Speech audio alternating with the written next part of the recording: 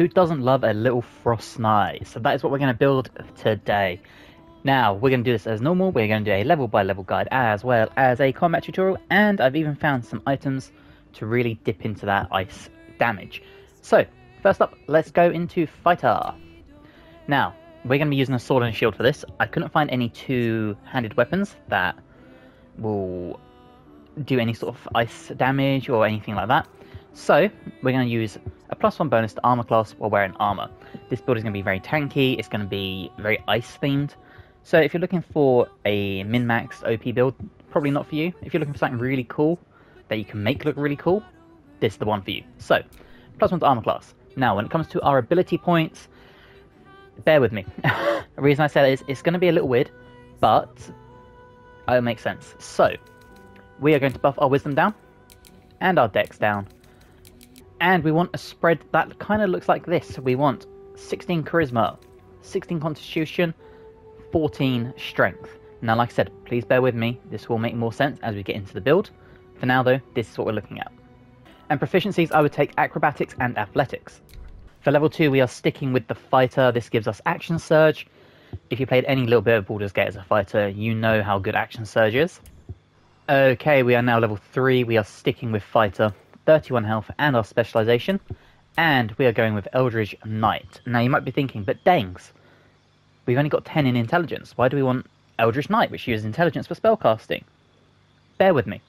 So Eldritch Knight, and we're going to use spells that don't require a damage roll at this stage. So let's take Invisibility, Minor Illusion, and let's take Mage Hand. And for a spell, I would take Thunderwave, because I think Thunderwave is amazing. And we'll take Chromatic Orb. And for our expanded spell list, take Long Strider. And now at level 4, this is where the build starts to come into play. We're going to our Sorcerer. Now, obviously, as a Frost Knight, the first thing we want, Ray of Frost. I think Ray of Frost is phenomenal. We're also going to take Blade Ward, we'll take Dancing Lights, and we'll take Bone Chill. And for our 2 spells here, we are obviously going to take Ice Knife, and I would take Shield. This is going to be a key part of this build. It's such a great spell to have. We want to go to our Draconic Bloodline, and we're going to take Draconic Ancestry White. We're going to have that cold damage. Pick any sort of scales you think look cool. We're going to go with the Agorath Coronet.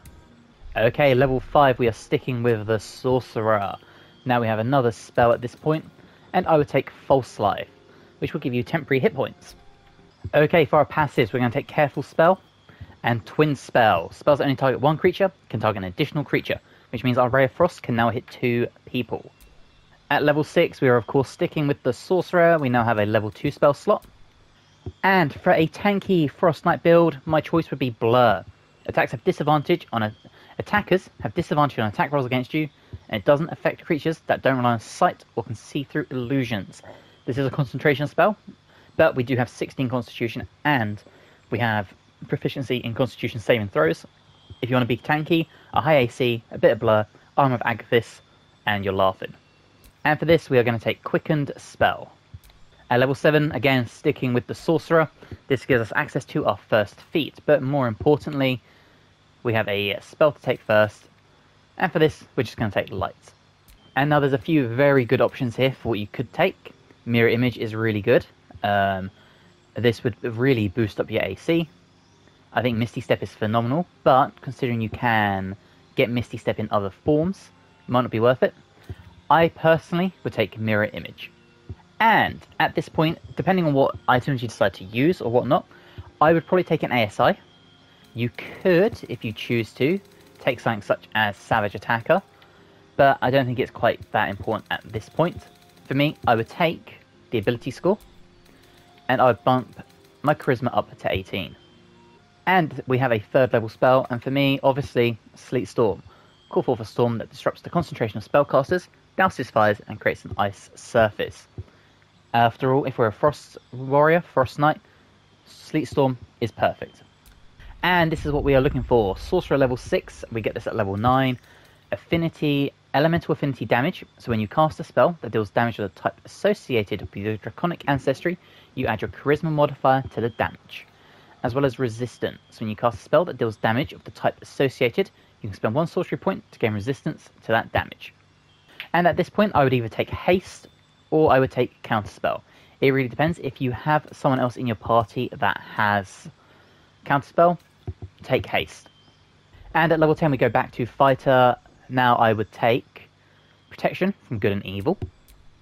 And again, I would take the SI, and I'd bump your charisma up to 20.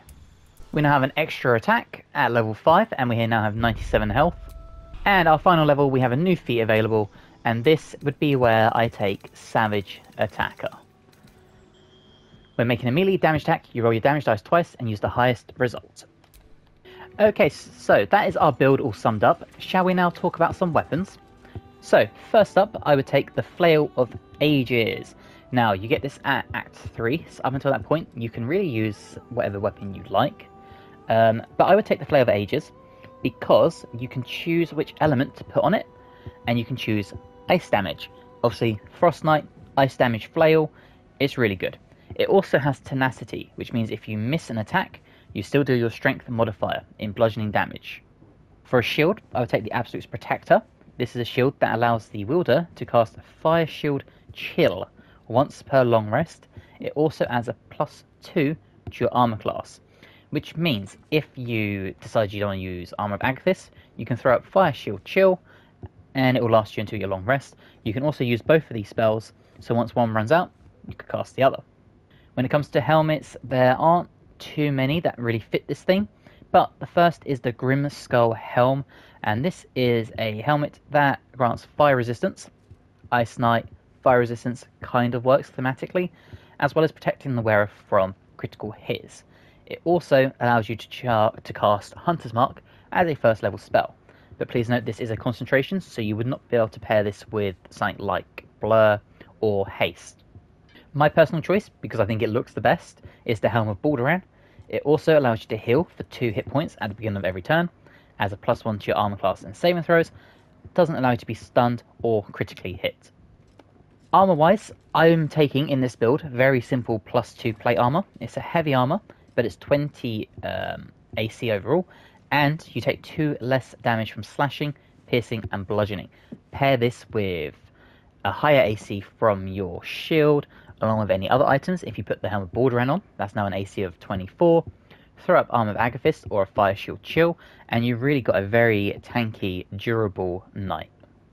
For gloves, my first choice would be the Gloves of the Growing Underdog. Now, these allow you to have advantage on melee attack rolls while surrounded by 2 or more foes. This is really good if you really want to be in the pocket and you just want to be that tank that people try and hit while your ranger or your rogue or your pure wizard is dealing the damage from afar. There's also the Winter's Clutches. Now, these are a pair of uncommon gloves that deal cold damage.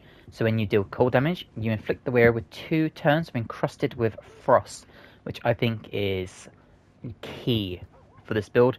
This would be my choice to put on. When it comes to boots, the first thing I found was the Evasive Shoes. Nothing spectacular about these, apart from the fact you get a +1 to your acrobatics and a +1 to your armor class. There's also the Boots of Elemental Momentum. These, whenever you deal cold damage with a spell or cantrip, will give you momentum for 2 turns, as well as give you athletics +1. There's also the Vital Conduit boots. Now, if you watched my Jack of all trades, these are boots I recommended there as well. And these grant the wearer 8 temporary hit points when you cast a spell that requires concentration. So if you were to do a Blur, or if you were to do a Sleet Storm, or a Haste, as long as you don't have Armor of Agathis giving you extra hit points, or False Life, these would stack on top. When it comes to necklaces, we have an amulet. This one is the Necklace of Elemental Augmentation. So when you have a cantrip that deals cold damage, you add your spellcasting modifier to the damage dealt. There's also the Amulet of Greater Health. This is a Act 3 amulet. You can look up how to find this yourself. I don't want to ruin it for you. But this bumps your Constitution score to 23. Rings, again, there's the Ring of Elemental Infusion. So when you deal cold damage with a spell or cantrip, it will element infuse your weapon. This isn't really any good when it comes to Act 3 because our flail is already cold damage, but it will work if you have a sword or whatnot. And until the end of your next turn, you do an additional 1d4 damage of the element on your first successful hit. There is also the Snowburst Ring. So when the wearer When the wielder deals cold damage, they'll create a 4.5 meter circle of ice around the target, and this could be very helpful if you just want to make people slip and stuff like that. The Killer's Sweetheart. So this grants Executioner, which anyone who has used Karlach or saw Karlach in my main Let's Play will see that Executioner is an amazing ability. It allows you, when you kill a creature, to make your next hit a critical hit, which means if you have 2 attacks like we do, if you manage to finish one enemy off and can run up to the next one, you can instantly hit them with a critical hit. Okay, for cloaks, number 1 is the Cloak of Protection, Armor class +1 and a saving throw +1. And that is the items I recommend for this build, so we're going to go get some, we're going to go find some combat, and show you how this build works in the thick of it. Okay, so as you can see, we have equipped ourselves with the Flail of Ages, as I mentioned, and the Absolute's Protector. So this is the shield that gives Fire Shield Chill, and the flail that we can infuse with ice damage. We've also equipped it the Ring of Regeneration, just because it's all I could find, and Plate Armor +2. Now, to really tie off this sort of build and the look, obviously use some dye and make yourself look like a Frost Knight. We're going to use the light blue dye, and there you go. Now, I would probably recommend the normal blue dye because I think it looks nicer. There's also Ocean, but that's how it looks. And honestly, if you ever have a Frost Knight, silver, white and blue is what I would recommend. Now, a few things to do before you start the battle. Number 1, Weapon Bond. Being an Eldritch Knight, we can bond our weapon. This means it is impossible to knock out of our hand. It will just spring back. I would also do Long Strider. Cast that first level on yourself. And the next thing is to decide between Armor of Agathis or Fire Shield Chill. Now, Armor of Agathis will provide you with 20 cold damage if someone hits you, as well as 20 temporary hit points. Fire Shield Chill, you can take half damage from fire damage, so it's not temporary hit points, please note that. But you only take half damage, you only take 2 to 16 cold damage for anyone that hits you with a melee attack. So it's not quite as good as Armor of Agathis in my opinion, but you could throw this up as well as something like False Life. So just bear that in mind. We're going to do Armor of Agathis though. And then Elemental Age, this is because of our flail, and we're going to pick the Glacier Age. And now we have a frozen flail. So let's go find some combat, and we'll get this going. Okay, so as you can see we're in combat, and immediately the first attack missed us. Okay, so it's our first turn. As you can see we have Armor of Agathis up. So we are going to demonstrate how this build works. First of all, our 2 normal melee attacks. So, as you said, we did 26 damage, 18 normal and 8 of the flail for ice damage, and they now have the chilled status, which means they're vulnerable to cold damage and resistance to fire damage, which means we hit them again. Again, another 8 damage from ice, which wasn't a crit this time, as well as 9 damage on top, just from our normal attack. And again, another big miss. Okay, so once again, we are back to our Frost Knight. Now, we have our sorcery abilities, as well as Action Surge. So, we'll start with the Action Surge. You can see just how much damage we can do in one round. So, we'll start with the chilled person, because this is key. If you can get that chill status on someone, you're going to do extra damage per round. So there you go, we can take them out of their first hit. Take them out of the second hit. We can then Action Surge. And we can focus on the next enemy.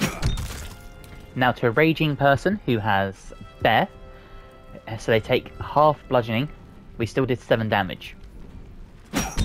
And we gave them the chilled status again. This in turn allows us to then use our bonus action for a quickened spell. And we can do something we want, so we could do Mirror Image for example. So if we throw up a Mirror Image, we now have Armor of Agathis, and we have Mirror Image. So our AC is now currently sitting at 32. Ultimate Tank. If you can throw this up when you're surrounded by people, you are going to just absorb so much damage if they can even hit you in the first place. So again, big miss. And another big miss, thanks to Mirror Image. And once again, another big miss. So far we have not taken any damage with our person. Now, to test out some more things we can do, obviously we can throw up another mirror image and just keep tanking our way through this. However, we are going to get out of dodge a little bit. So, we're going to attempt to make our way up here. On my feet.